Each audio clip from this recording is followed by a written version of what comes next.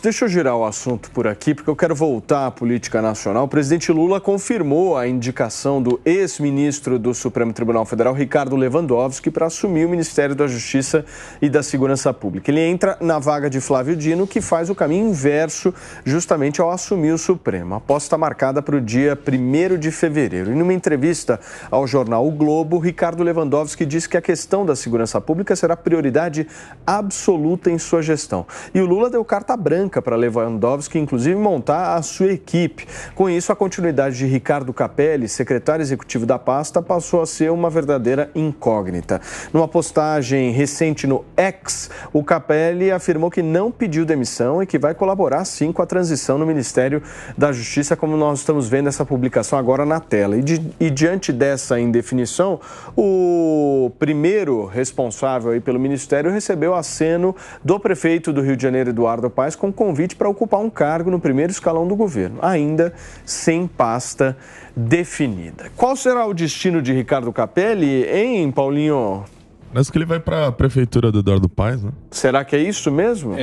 Eu acho que o Paes fez um gesto político inteligente, está sendo citado. O Capelli está com uma avaliação muito positiva por parte da sociedade como um todo, tem sido duro, tem sido incisivo, me parece fazer uma boa leitura do sentimento da população em relação à questão da violência, prometer ações nítidas, incisivas, investimento e buscar solucionar de fato as questões, e com isso ele ganhou também uma notoriedade aí, num certo sentido. Acho que o Paes aproveitou bem esse processo fazendo esse convite, mas a grande questão é que o ponto está em aberto. O Capelli se coloca, ganhou muito capital político aí à frente do Ministério da Justiça e vira um ator de maneira muito relevante nacionalmente. Escuta, teve dirigente do PT dizendo que o Capelli era antipetista.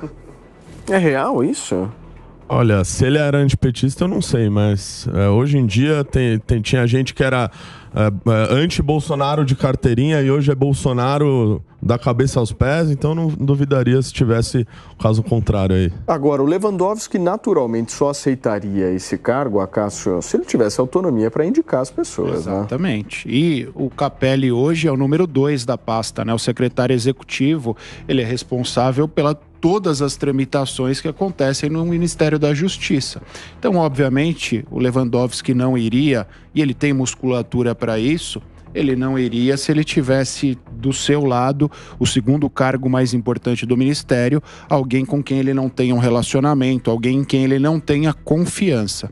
Sem dúvida. Você concorda, Mário? E o Lula falou por boca alheia. O que foi, Mário, que você ia falar? Não, eu queria mudar o viés aqui do nossa análise aqui.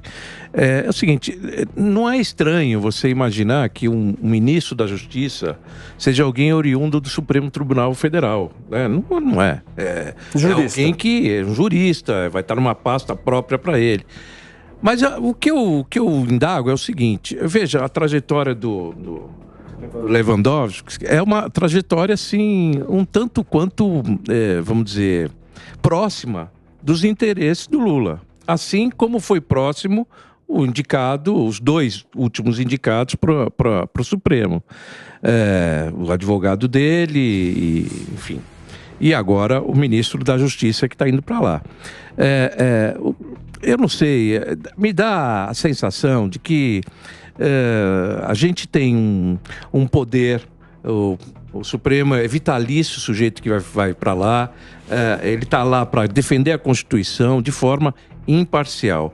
Aí, você viu isso no governo do Bolsonaro, indicando 2 para ser próximo dele e tal, e invariavelmente as decisões, os votos de todos menos os 2. Enfim, aí você começa a ter um tribunal que, ao invés de defender a Constituição, ela defende seus patrocinadores, aqueles que eles colocaram lá. Aí o sujeito sai de lá, veja, Lewandowski foi o cara que inocentou o Genuíno e o Zé Disseu, é o cara que conduziu o processo que permitiu a Dilma se manter elegível, permitiu que o Lula fosse o candidato.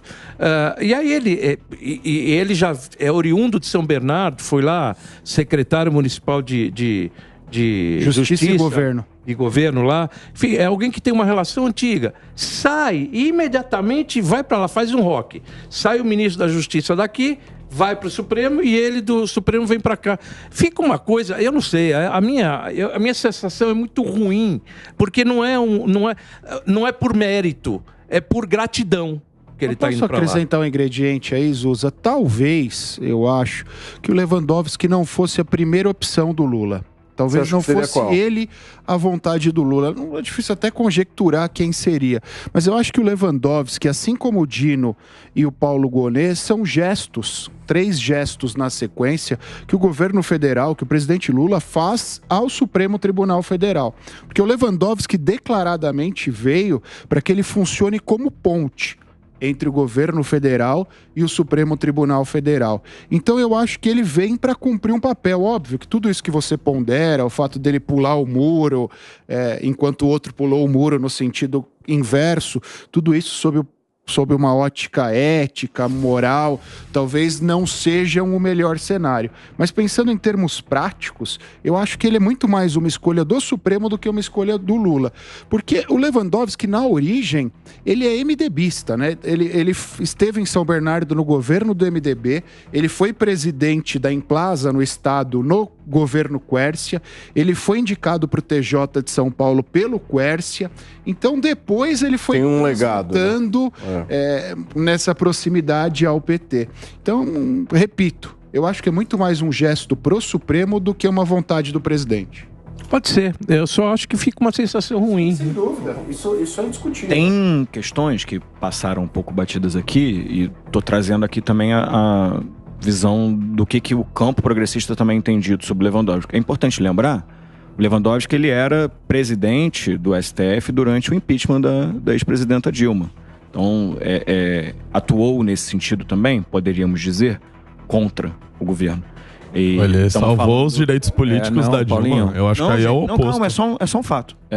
Né? Assim, eu acho que é o oposto. Ele atuou ali, de uma certa maneira, também garantindo o que ele entendeu que era o correto ali naquele momento, e desagrada também algumas pessoas dentro do governo nesse sentido. Agora, a gente precisa lembrar que é uma pessoa com 50 anos de carreira jurídica, de STF, da governo, professor, com livros publicados, assim, é importante a gente dizer aqui, tem legitimidade, é um homem né? absolutamente qualificado para ocupar este cargo.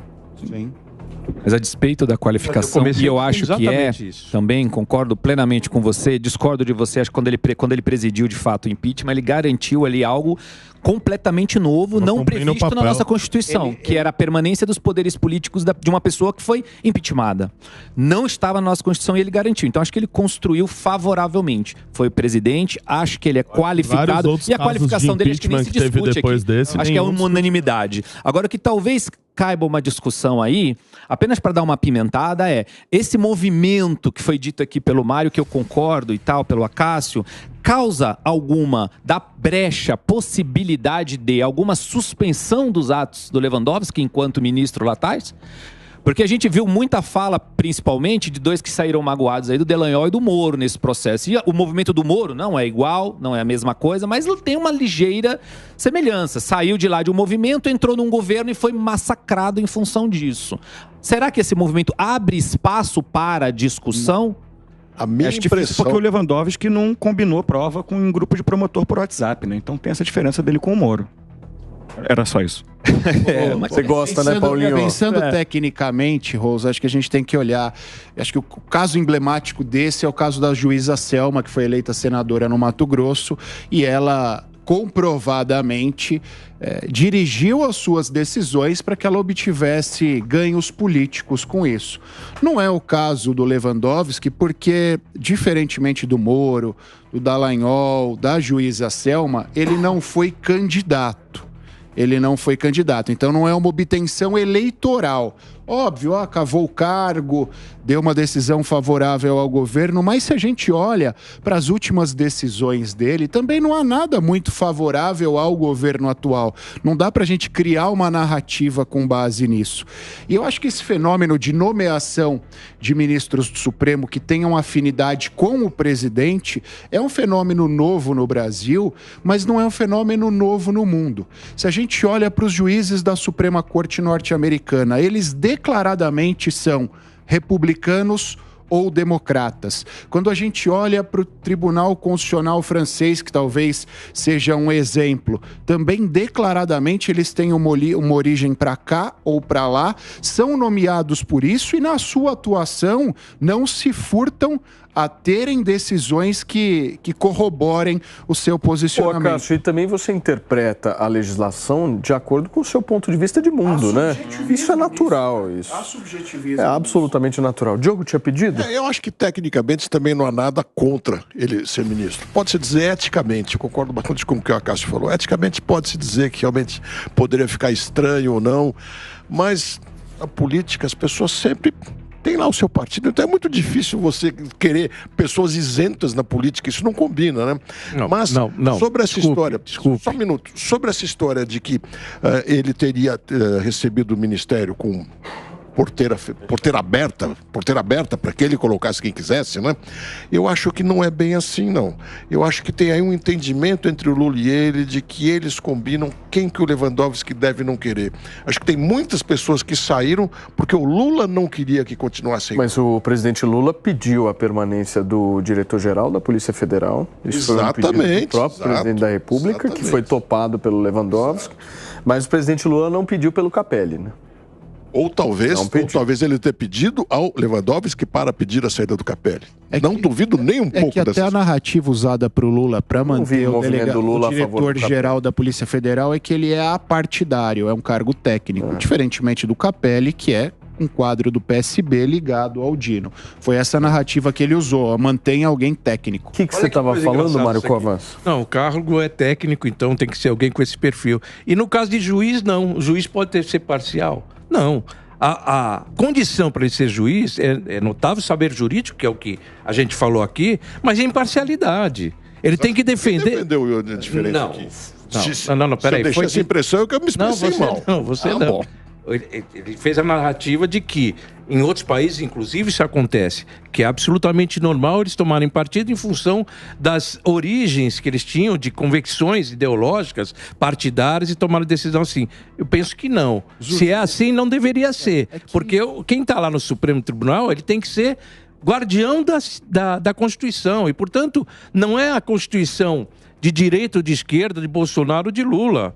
E tem uma outra coisa, juízes falam nos autos, né? Eles não ficam falando na televisão, tem um outro deveriam, ponto, pelo menos. E não é assim, né? A imparcialidade juiz normalmente nem tira uma pessoa... Deixa eu fazer uma pergunta para vocês. Acreditam em imparcialidade? Eu acredito em imparcialidade, acho que o juiz tem que ser imparcial, até respondendo o que ele colocou, mas é óbvio que essa imparcialidade é como você olha os fatos.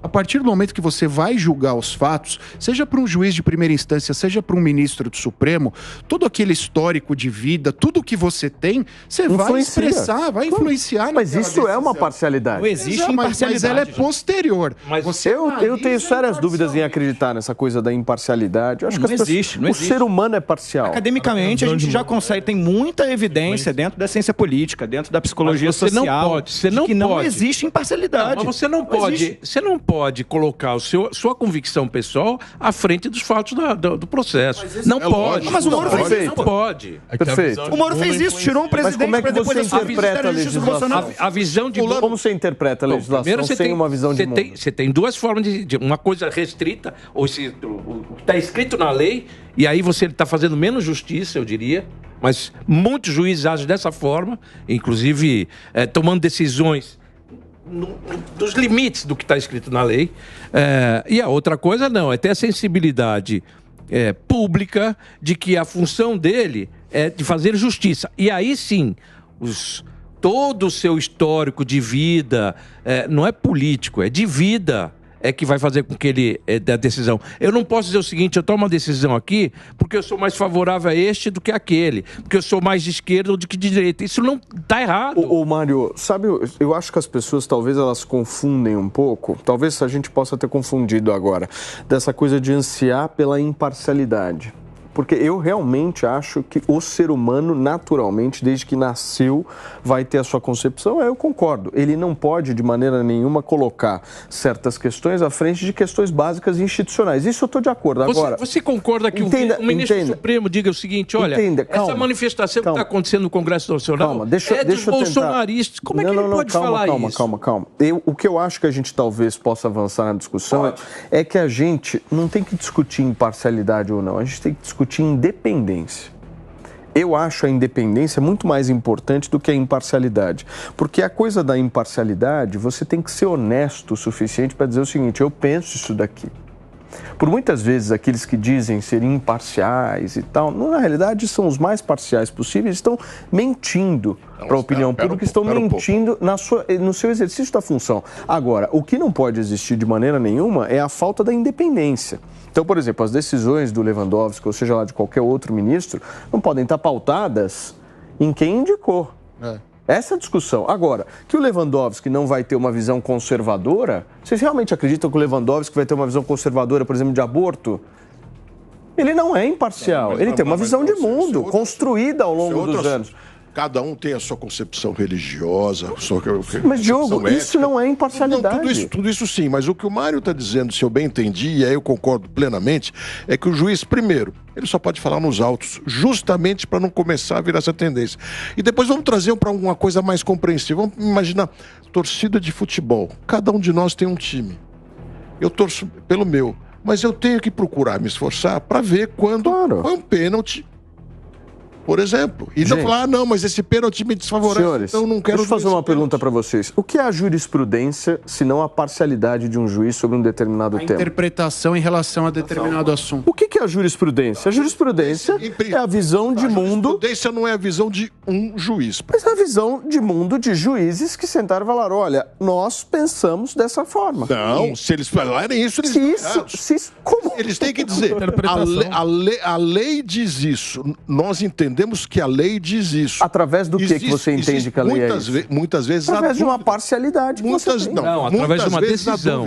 Não, através de uma concepção de mundo que você tem. Jurisprudência é decisão. É decisão tomada. É uma decisão construída com base numa visão de mundo, gente. Não. Se o juiz... que o tribunal tem daquilo. Ué, e o tribunal é composto de quê? É coletivo. ETs? Não é de ETs. Não, Paulo, nós temos dentro do mesmo tribunal jurisprudências divergentes. Mas, Paulo, é como dizer que o juiz viu o impedimento, mas ele fala, eu não gosto da lei de impedimento, então eu não vou marcar o impedimento. Isso seria a parcialidade que você está dizendo. Claro, todos, nenhum de nós é absolutamente isento, a gente se deixa influenciar mesmo não querendo. Mas se existe lei do impedimento no futebol, o juiz tem que seguir a lei de impedimento. Se ele viu que foi impedimento, ele tem que seguir. Ele pode até, talvez, falar depois quando chegar em casa, eu não gosto de aplicar essa lei. Mas eu aplico porque eu tenho que seguir a lei. Que ele não interpreta, né? Vamos trazer um caso prático. Preceitos constitucionais não estão em discussão. A Suprema Corte Americana, cuja indicação recente do Trump de algumas cadeiras ganhou maioria republicana e derrubou uma lei de mais de 40 anos colocada ali. Vocês acham que isso foi imparcial? Vocês acham que isso não foi eu acho que é evolução. É evolução. Desculpe. Evolução? Desculpe, é evolução. Não é evolução da sociedade. Política. Claro que é. É interesse político. Não, senhor. O cara colocou ali pessoas que tinham alinhamento com ele. Escute um pouco. Olha aqui. Você tem uma Constituição lá americana que todo mundo prega o seguinte, aquela Constituição é o melhor do mundo, porque tem meia dúzia de artigos e o resto tudo... Constituição analítica. Não prego isso não. É assim, ela é super concisa e na verdade, o Supremo toma as decisões e a partir das decisões do Supremo, de interpretações daqueles artigos, vai tendo mudança ao longo do tempo. Vai tendo mudança. Qual é a mudança? A mudança é da sociedade. A sociedade faz com que o tribunal comece a enxergar uma determinada conduta mais permissiva ou menos permissiva. A gente não tem imparcialidade. O cara é conservador, botou juízes conservadores que aprovaram uma lei conservadora. Eu acho que tem esse outro é o teu ponto de vista. Não é o meu ponto de vista. Não. É o seu ponto de vista. Não, o meu é diferente do seu. Não são os fatos. Os fatos eu estou te dizendo. Não são fatos, coisa nenhuma. Não, óbvio que são fatos. Estou dizendo... Trump, vamos lá, vamos aos fatos. Não vamos aos fatos, não. Esses são os seus fatos. São os seus fatos. Vamos aos fatos. Trump nomeou um conjunto de juízes para a Suprema Corte Americana com perfil conservador. Esses juízes, seguindo o projeto político do ex-presidente Trump, derrubaram leis para inserir ali um projeto político conservador. Onde não é fato isso, gente. Espera um pouco. Isso não é evolução. Não. Porque se for evolução do quê? Evolução do entendimento da sociedade em relação àquele tema. Não é evolução do entendimento da sociedade, é poder político. Por quê? Porque se ele era tivesse mais feito... progressista antes. Não, porque se ele tivesse feito uma nomeação e não 3, isso não teria mudado. Então a sociedade só mudou porque ele tinha 3 nomeações. Isso é presunção. Isso é presunção sua. Não é presunção, é matemática. Se ele não tivesse a maioria na Suprema Corte, ele não mudaria a lei. Você trouxe os seus fatos. Agora, deixa-me trazer o argumento. Primeiro, você afirmou, atestou que ele mudou diversas leis. Não sei quantas, nós não temos esse número certo. Eu tô falando de uma só. Ok, seja uma só. Nenhum de nós aqui pode tecnicamente dizer se eles estavam corretos ou não. Não temos como julgar isso neste momento aqui. Agora, o fato de dizer que eles eventualmente agiram politicamente e desrespeitaram a lei, não quer dizer que a gente deva defender isso. Exatamente, eles agiram com a concepção de mundo que eles têm. Eu estou dizendo que eles são parciais. Se a decisão foi política contrariando as regras, eles teriam agido errado. Peraí, deixa eu pontuar uma coisa. Vocês estão confundindo alhos com bugalhos. Preceitos constitucionais são indiscutíveis. Cláusulas pétreas estão colocadas ali e não há uma discussão. Só como bem disse, calma. Não. Cláusulas pétreas não há nenhuma discussão. Nenhuma discussão. Já está colocada na Constituição e é isso. Agora, o que o Mário Covas falou da questão da evolução da sociedade. Quando você está pregando de alguma forma essa imparcialidade dessa maneira, o que vocês dois estão fazendo, ao meu ver, é promovendo robôs que não existem. Não. O ser humano não consegue. E isso não é juiz, isso é qualquer pessoa, de qualquer profissão. A pessoa, do jeito que ela se veste, do jeito que ela fala, do jeito que ela pensa, ela construiu isso ao longo dos anos. E o que a gente está dizendo aqui é o seguinte: do ponto de vista político, Ricardo Lewandowski, citando o Lewandowski como um exemplo, mas se vocês quiserem talvez pegar na outra ponta um André Mendonça, vai votar de forma diferente porque ambos têm visões diferentes de mundo e ambos têm a sua parcialidade. Paulinho, isso é fato. E a escolha deles, Paulo, se deu em cima disso, da análise da histórico dele. Ele tem essa linha de pensamento. Então, por isso que toda a sociedade, inclusive, pode falar, este que vai entrar, ele tende a ser mais conservador em suas... Olha as decisões que, eventualmente, se for um juiz, você já tomou. Este que vai entrar tende a ser mais liberal, baseado em toda a história que o cidadão tem. Se você tivesse uma indicação para o Supremo, independente do seu presidente da República, o que indica, fosse os tribunais de justiça dos estados ou outra forma de fazer, que saísse dos quadros dos juízes, aqueles qualificados tecnicamente para assumir lá, você não teria esse problema. O fato de ser indicação assim leva a essa desconfiança de que as pessoas estão lá com o propósito de fazer as coisas a favor do seu padrinho dúvida, hein, Mário? E não a favor da justiça. Esses juízes, eles também possuem a visão de mundo deles. E vão ser parciais em determinados assuntos. Mas ele tem independência. Acontece, nós só começamos a falar do negócio do Lewandowski. O fato dele vir para cá não seria uma gratidão agora ele ir para o governo? Então, uma retribuição ao tudo que ele prestou. Mas aí nós estamos falando de independência. Então, nós temos que bater na tecla da independência, não da imparcialidade. Então, independência. As pessoas elas têm que ser livres para pensar de acordo com ambas as coisas. Um juiz independente tem a sua visão. Sim, ele teve independência. Ele teve independência. Ele só está indo agora de gratidão. Não é na questão da independência, ele teve ao longo do tempo dele. Não é independência. Essa relação que é uma relação promíscua. Paulo, é isso. Mas a gente tem que buscar independência e imparcialidade. Acontece que nós não só somos falhos, como as palavras não são aritméticas. Então sempre há uma interpretação. Mas uma coisa é você buscar a máxima independência, buscar a máxima imparcialidade, e outra é aceitar que possa ser absolutamente parcial. Isso que não dá. Porque tem muitos casos na lei onde já não há dúvida. Então não dá para a pessoa interpretar que um caso de um crime cuja condenação seja 4 anos, me responda uma coisa. 12 anos. Me responda uma coisa. O que é ser parcial? O que é ser parcial? Ser, por exemplo, torcedor de um time, torcedor de um... Não, mas vamos tentar construir assim. Tomar partido de algo. O que é? Tomar um lado? Tomar um lado. Então, por exemplo, se você se formou em Direito, você construiu a tua carreira com base nos preceitos jurídicos que você encontrou ao longo de toda a vida, você não tem um lado? Claro que você não tem um lado? Mas aprende. Ao longo da vida ele construiu o lado dele. Na escola de Direito que você deve procurar aplicar as leis. Entendeu? Você tem as suas opiniões. Mas eu não estou dizendo que ele não vai aplicar as leis. É a mesma história da lei do impedimento. Eu posso discordar da lei do impedimento como juiz, mas eu não posso, porque eu discordo pessoalmente, porque eu tenho o meu partido, a minha posição, chegar no campo e não dar o impedimento se eu perceber que aconteceu impedimento. Então, por exemplo, vou trazer uma outra discussão. O subconsciente pode me levar a ser mais desatento. Perfeito. Como é que o aborto é tratado dentro do Supremo Tribunal Federal se não for de acordo com a parcialidade daquilo que cada juiz acredita? Só para entender assim. Imagine o que é, por exemplo, ser imparcial numa discussão sobre aborto. Mas é a imparcialidade que eu estou falando aqui. O que é? Não, eu quero entender. Eu quero entender em relação essa ao governo. Imparcialidade... Não. Eu estou falando aqui do juiz, Mário Cova. Você está falando de outra coisa. Ele tem que fazer? Você está falando de outra coisa. Como outra coisa? Eu estou falando de uma pauta que está dentro do Supremo Tribunal Federal. Ele está falando de outra coisa. Legalização das drogas. Vou falar. Você falou do aborto. Ele tem que sentar na mesa dele, ler o processo. Pensar consigo mesmo. Ele tem os valores dele, mas ele tem que dizer como ele entende que o legislador determinou que seja feito. Sim. É isso. Mas claro aí tem risco de... É a minha tese de doutorado esse tema. Boa, Cássio Miranda. Ele estaria prevendo o que quis o legislador e não dando a opinião dele naquilo. Perfeito. Prevendo não, tentando entender. Mas aí da maneira mais fiel Mas possível. peraí, você nomeia um juiz para ele tentar entender?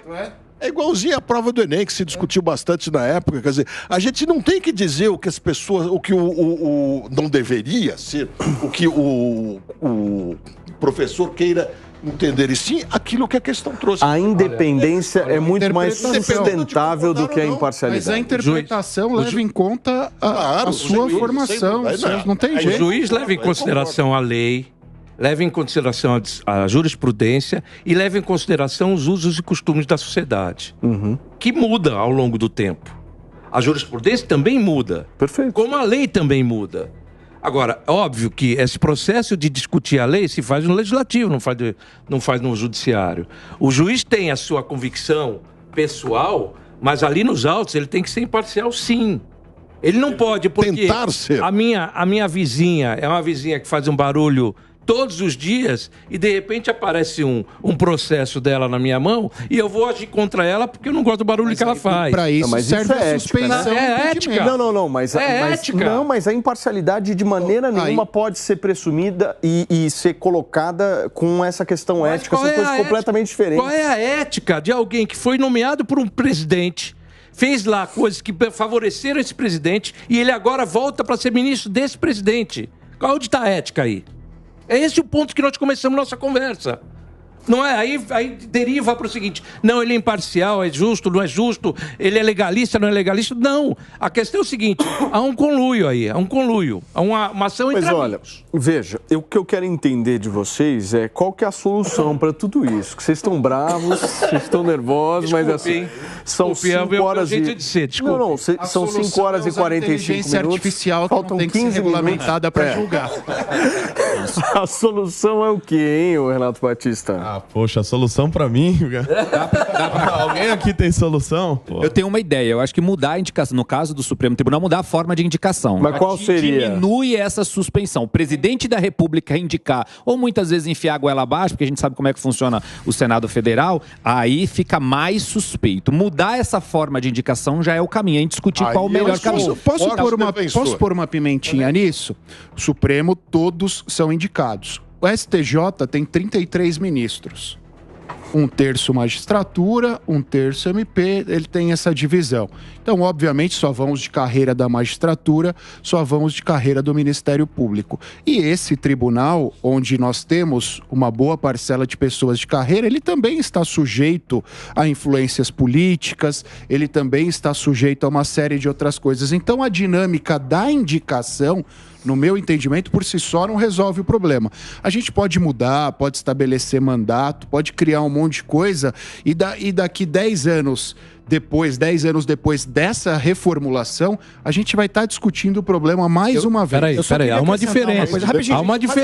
Há uma diferença. Quando você vem do Ministério Público ou dos tribunais, vai uma lista tríplice para o governador e ele escolhe entre os 3 que foram escolhidos pelo tribunal. Ou seja, não é a escolha dele. A escolha dele se deu entre 3. É um filtro de um filtro. Aí você tem influência política, sim. Porque ele não precisa necessariamente escolher o mais votado. Ele pode escolher qualquer um dos 3. Meu ponto não é esse, José. Meu ponto é que são pessoas de carreira.